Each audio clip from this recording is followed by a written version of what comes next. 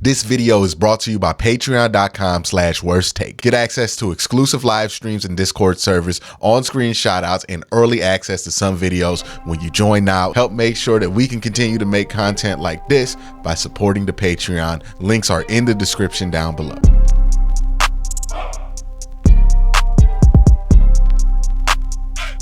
It's like clockwork. Every time the Browns get an impressive win, people spend the whole cycle making the weirdest articles you have ever seen in your entire lives. Like, it is the weirdest thing to me how people react to the Browns doing something good this year. I have seen wild articles. We talked about the Monday Morning Quarterback article where the Browns get an upset victory with their backup quarterback, and some weirdo at the Monday Morning Quarterback, Connor Orr, decides to write, "The Browns just got their signature win at the Deshaun Watson era without Watson. Says the team has to be wondering whether he was worth it." Like, nobody was thinking after the Browns beat the 49ers, let's relitigate this Deshaun Watson trade. Like, and then in the article, there's a quote that got put up, and shout out to the homie Cove, who threw this one up there, who said, this quote is literally in the article.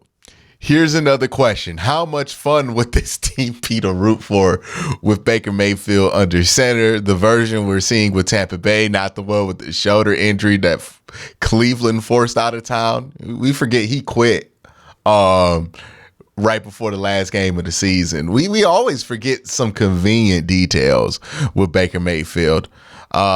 Because like it's like they write about the Baker Mayfield they want to exist because they don't like the fact that the Browns traded for Deshaun Watson and paid him, given all of the things that Deshaun Watson was going through at the time legally and with the league. And I can understand that perspective, but that doesn't give you a license to lie about what the situation was. One, people act like Baker Mayfield only struggled in 2021. He struggled half of 2018. He struggled all of 2019. He struggled for a good chunk of 2020. He struggled for all of 2021. And he struggled for 2022 outside of one game with the LA Rams. What are we really doing here? Why are we making Baker Mayfield something that he's not? Like, at this point, I think Baker Mayfield is comfortably like Ryan Fitzpatrick. You know what I mean? A fun guy who can play well, but like outside of that, you know, has obvious problems when you go with him long term. He's not the worst quarterback in the world, but he's also not the quarterback that you want on a team that's trying to go really high places. Like, look at the teams that Ryan Fitzpatrick has played for, and he's probably had his best seasons when the expectations weren't that high, because that's where Ryan Fitzpatrick is. He's not a guy that you want to be the starter when their expectations are high. And that's the same thing with Baker Mayfield. And that is pretty much like the disconnect with Baker Mayfield. Like, people write about the one that they want to exist in order for their stories to hit the best. That's one element of it, right? Of the stories being weird. The other element of it is, man, the Browns just beat the 49ers. People weren't expecting that to happen. And a lot of people are going into protect mode with the 49ers. And this happened when the Browns beat the Bengals, because it couldn't be that the Browns were good and that's why they beat the Bengals. It had to be something else, right? And now we're getting that again when the Browns beat the 49ers, because the golden boy, just like how Joe Burrow was the golden boy, he had 82 yards. The golden boy, Brock Purdy, you know, struggled. And it's funny enough, right? Because if people were given credit, they would see who's actually balling and who's not. Because Lamar Jackson is the only quarterback that has legit balled on this defense. Just gonna put that one out there. He the only one that was balling. Everybody else didn't struggle. All these other guys that people swear are him have struggled against his defense, except for Lamar Jackson, who people continuously question about his ability to throw in the pocket. And let me tell you, he killed the Browns from the pocket. But Nobody wants to bring that one up. The 49ers get beat by the Browns. Let's hear what the reaction is from Chris Canty and some other people that I do not recognize. Brock Purdy. We are the Brock Purdy fan club here on Unsportsmanlike. He had a tough one yesterday, 12 of 27, 125 yards, a touchdown, and an interception. And all the people that wanted to hate on Brock, that were ready to hate on him come his first loss of his NFL career, which happened yesterday, are now saying, well, see what happens when his stars aren't there? Yeah, because there's so many quarterbacks that are amazing when their stars aren't there. There's Tom Brady. Stop this bullshit. Stop this bullshit right now. Okay? I cannot stand when people go to this bullshit. Okay?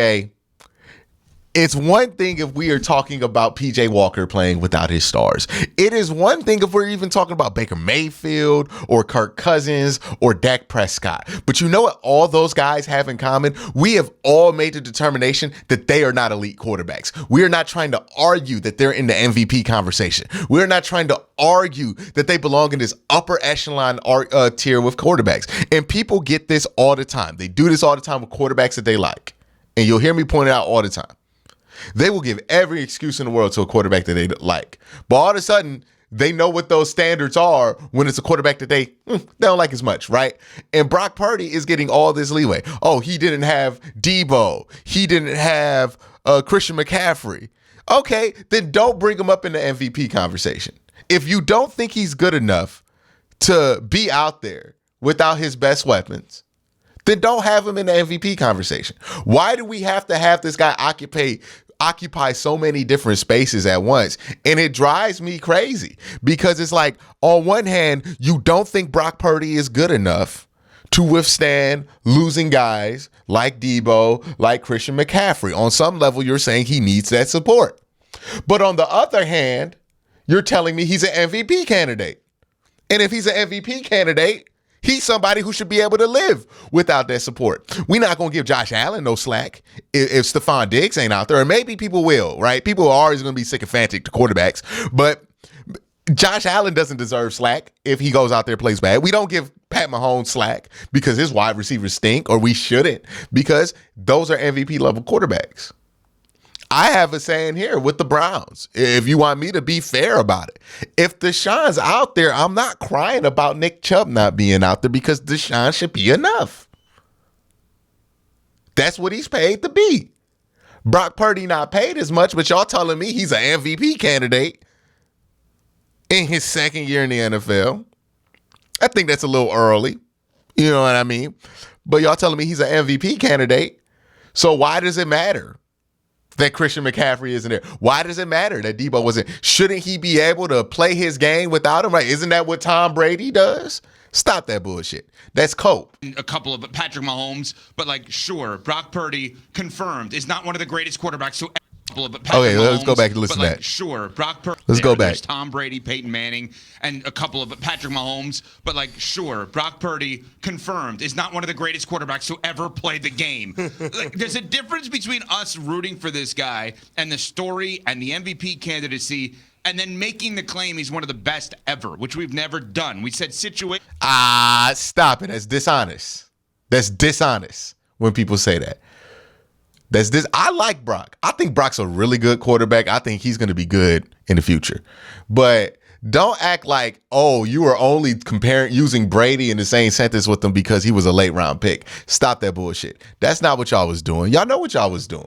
Because y'all don't talk about Dak Prescott like he's the next Tom Brady. Y'all don't talk about Kirk Cousins like because he was a late round pick. Y'all don't talk about Russell Wilson like that.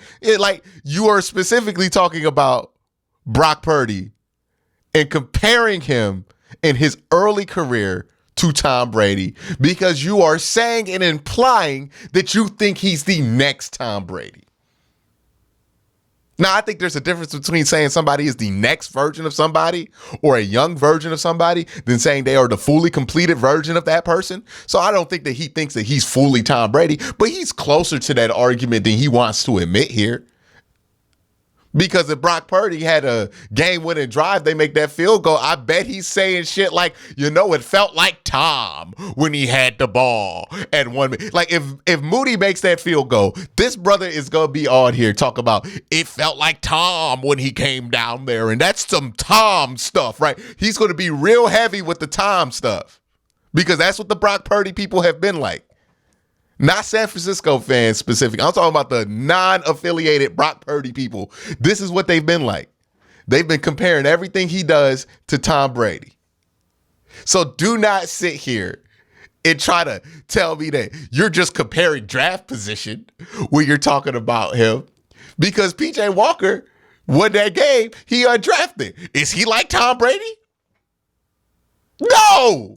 So don't give me that bullshit. That don't make no sense. Stop the cap. Stop the cap, sir.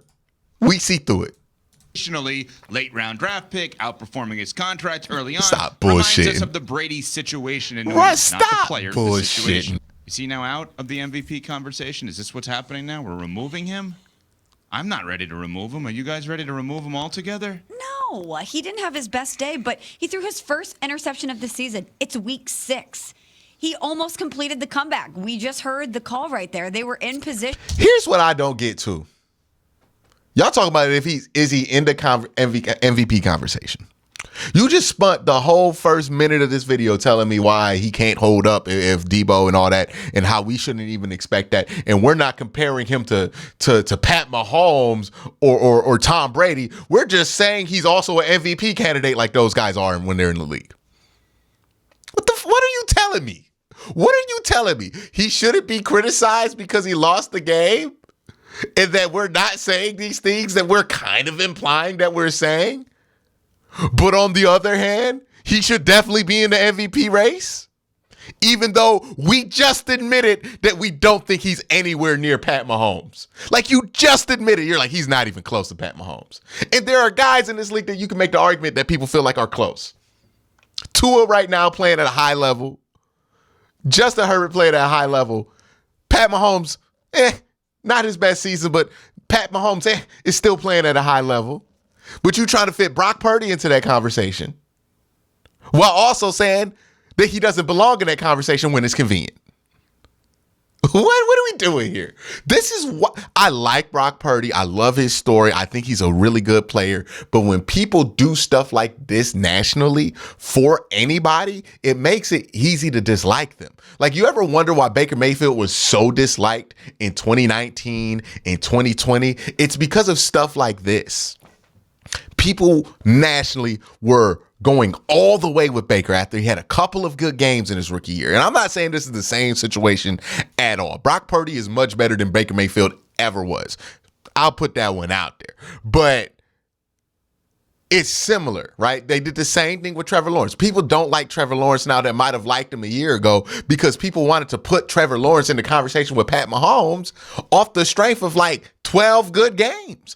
And here we are again talking about Brock Purdy as an MVP candidate off the strength of 10 starts.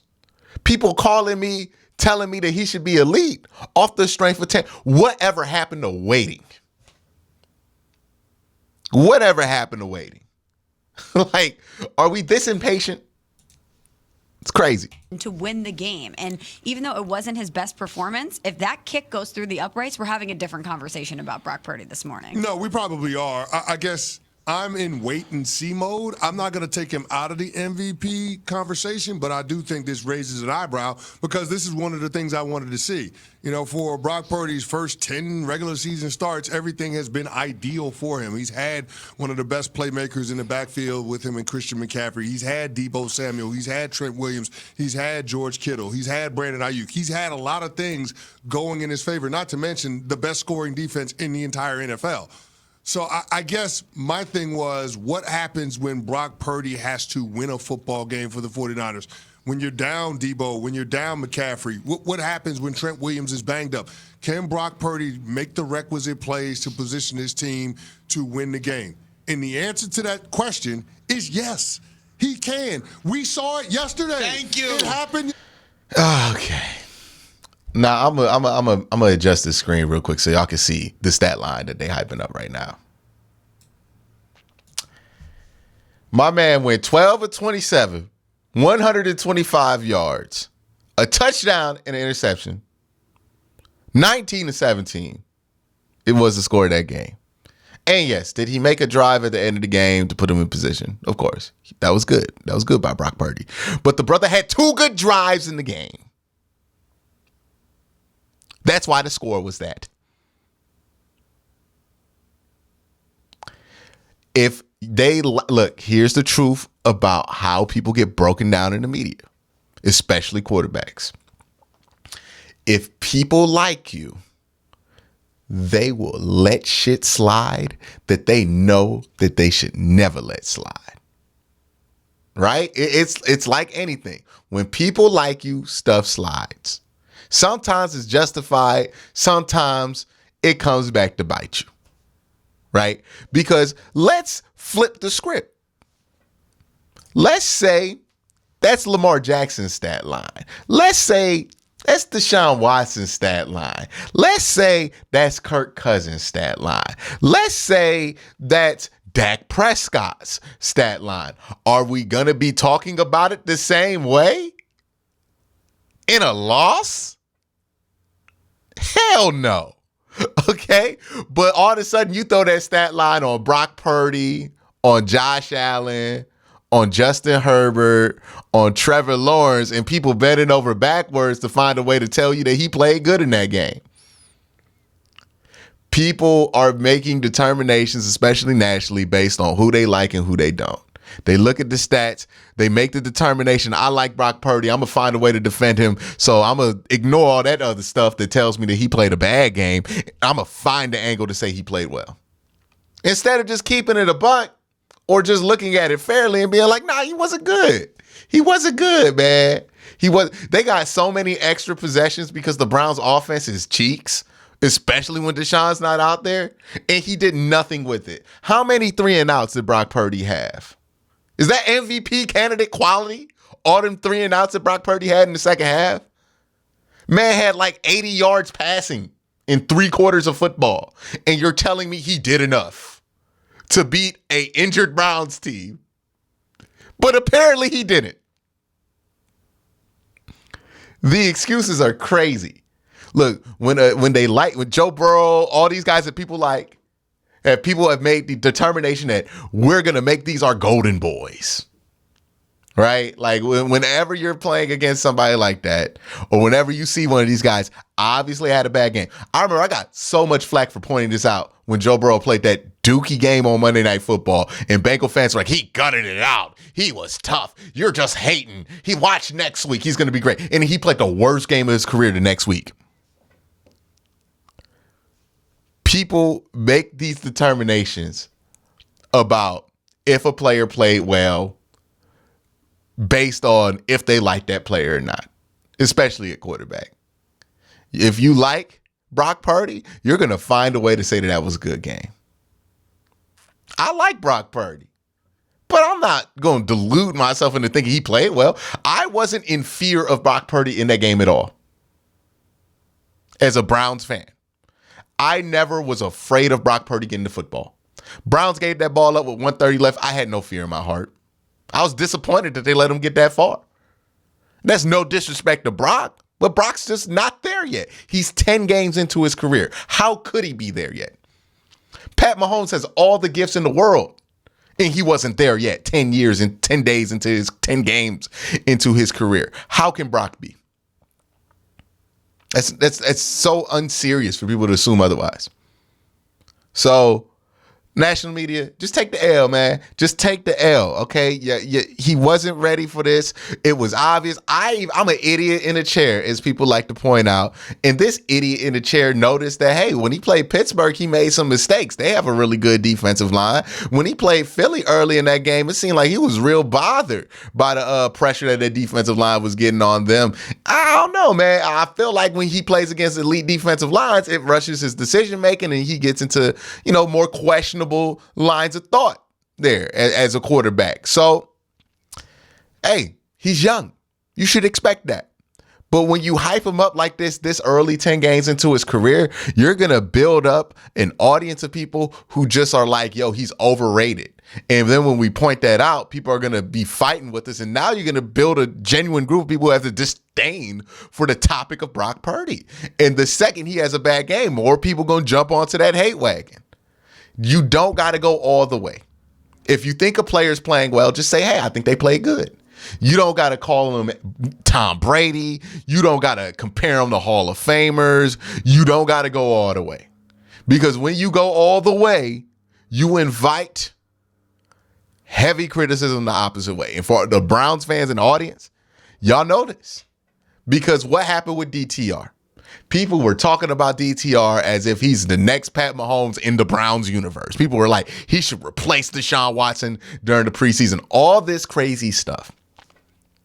The second DTR got on the field and he didn't live up to those crazy expectations, people got the pitchforks out on this dude. All because they set their expectations way too high. People out here chanting DTR's name the second Deshaun Watson struggles in the football game. That's how crazy people were acting over a 5th-round pick.